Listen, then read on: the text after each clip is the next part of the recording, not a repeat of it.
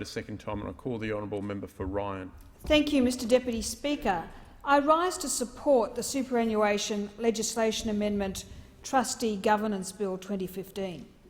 This bill delivers on an election commitment to improve governance in the superannuation industry. It updates laws enacted at an earlier time in the evolution of Australia's superannuation system, when the industry was far newer and far smaller than it is today.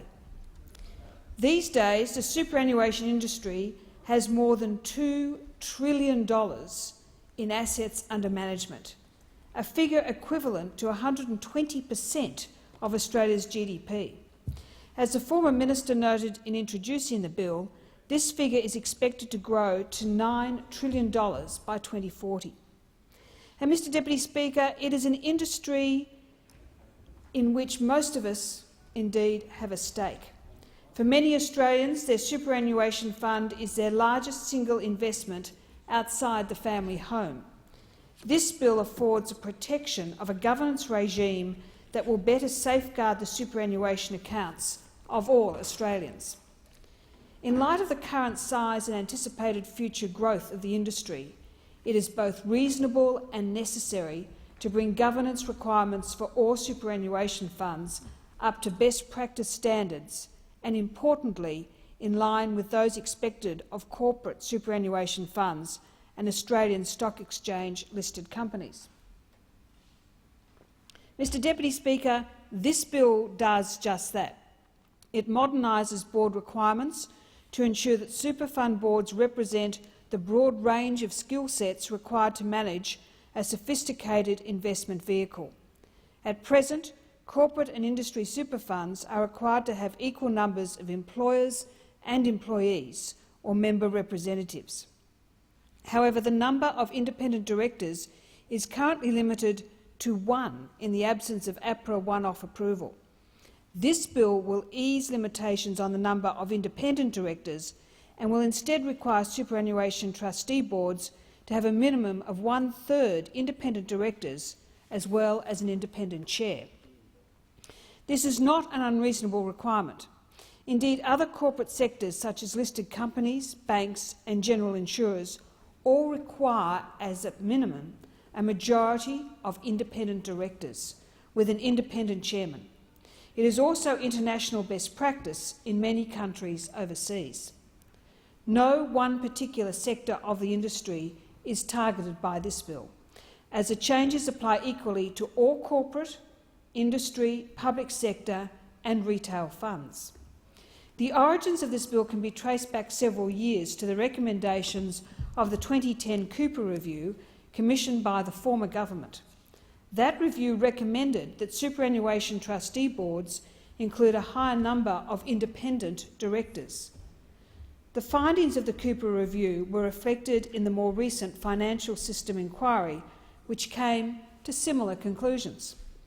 The superannuation industry has had several years to consider the merits of this proposal. Positive feedback for the reforms has come from a diverse range of organisations and industry bodies, such as Choice, National Seniors Australia, the Association of Financial Advisors, the Association of Superannuation Funds of Australia, Financial Services Council, the Australian Chamber of Commerce and Industry, the Australian Institute of Company Directors, the Business Council of Australia, Chartered Accountants, COSBOA and the Governance Institute. Industry players themselves have also been supportive, including BT Financial Group, Qantas Super, First State Super, LG Super, Mercer, Suncorp, Sunsuper, UniSuper and Vic Super, to name just a few. Mr Deputy Speaker, it is clear that the proposed reforms have support from a broad cross-section of the industry and from organisations representing interest groups that would be affected by this change to the industry. Indeed, in some respects, this bill merely represents government catching up with a position that the industry has already embraced and is moving towards.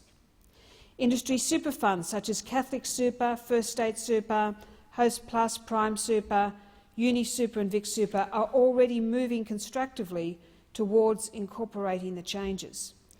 In doing so, there is broad recognition that improving corporate governance is a goal worth pursuing.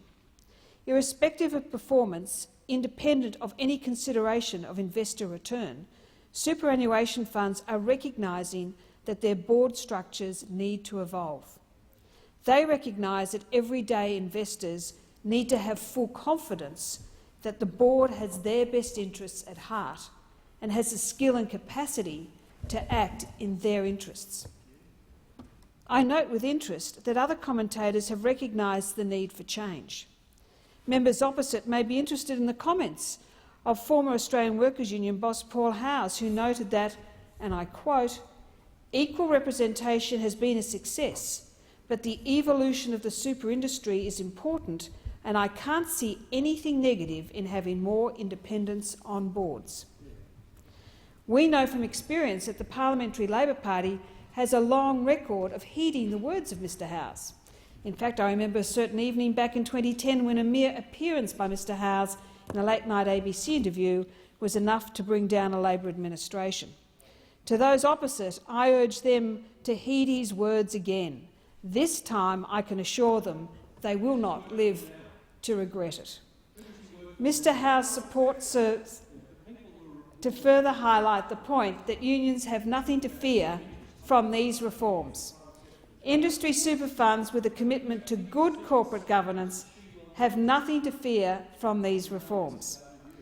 The reforms contained in this bill protect the interests of everyday Australians with superannuation accounts.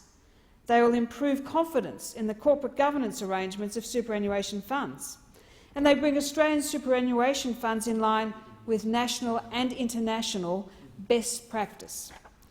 Mr Deputy Speaker, this bill is worthy of the support of all members in this place, and I encourage them to get behind it, and I commend this bill to the House. I thank the honourable member